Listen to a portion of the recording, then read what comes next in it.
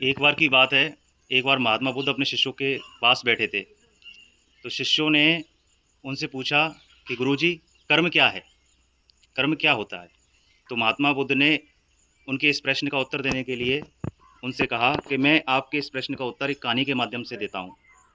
तो वह एक कहानी सुनाते हैं अपने शिष्यों को और कहते हैं कि एक बार एक राजा हाथी पर बैठकर अपने राज्य का भ्रमण करने के लिए निकल जाता है। और वह जब अपने राज्य का भ्रमण कर रहा था, अचानक से वह एक दुकान के सामने रुकता है राजा, और अपने मंत्री से कहता है, पता नहीं क्यों मैं इस दुकानदार को फांसी देना चाहता हूँ। तो राजा की इस बात को सुनकर मंत्री बहुत दुखी होता है। मंत्री उसका कारण जानना चाह रहा था, लेकिन राजा आगे बढ़ जाते हैं हाथी को लेकर। अगले ही दिन मंत्री एक आम नागरिक के तौर पर उस दुकानदार के पास पहुंचता है।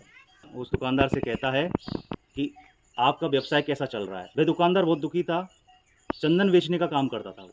दुकानदार उस मंत्री से कहता है कि मैं बहुत परेशान हूँ, मेरे पास मुश्किल से ग्राहक आते हैं, और कई ग्राहक आते भी हैं तो चंदन को सूंघकर चले जाते हैं। कोई चंदन की गुणवत्ता की सराहना भी करता है, लेकिन चंदन कोई खरीदता नहीं है। मंत्री और दुकानदार के बीच में काफ़ी बातचीत हुई। अब मंत्री को यह उसकी बातों से अंदाज़ा लग जाता है कि इसकी आस एक बात पर ही टिकी है कि कब राजा मरे और उसके अंतिम संस्कार के लिए एक बड़ी मात्रा में चंदन खरीदा जाए। ये उसके मन में विचार आ रहा था।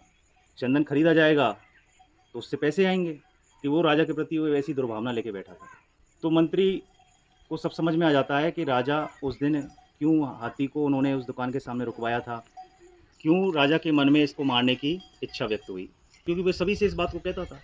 वो मंत्री भी समझ जाता है कि राजा को कहीं ना कहीं दुकानदार के नकारात्मक विचारों के स्पंदनों का प्रभाव पड़ा, और राजा ने भी उस दुकानदार के प्रति नकारात्मक विचार व्यक्त किए। बुद्धिजीवी मंत्री वह एक क्षण के लिए सोचता है और वह तुरंत उस दुकानदार से कहता है कि आप मुझे चंदन दीजिए। तो दुकानदार बड़ा प्रसन्न होता है और वह कागज़ में उस चंदन को लपेटकर उस मंत्री को दे देता है।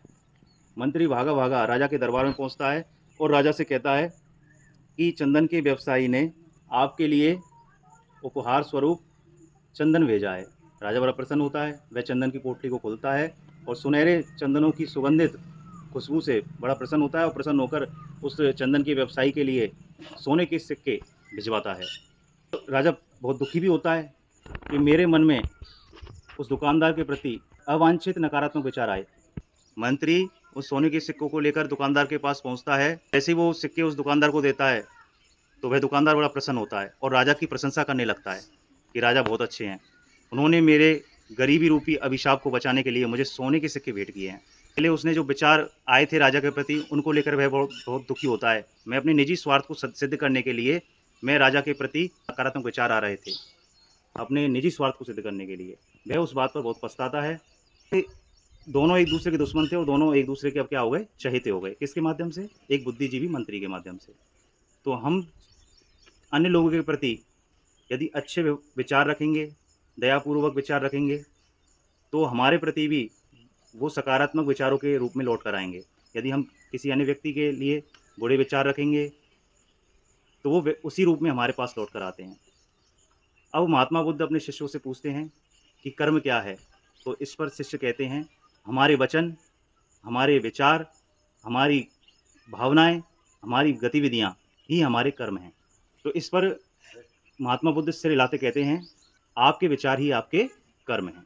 इसी पर उनके इस प्रश्न का जवाब पूरा हो जाता है।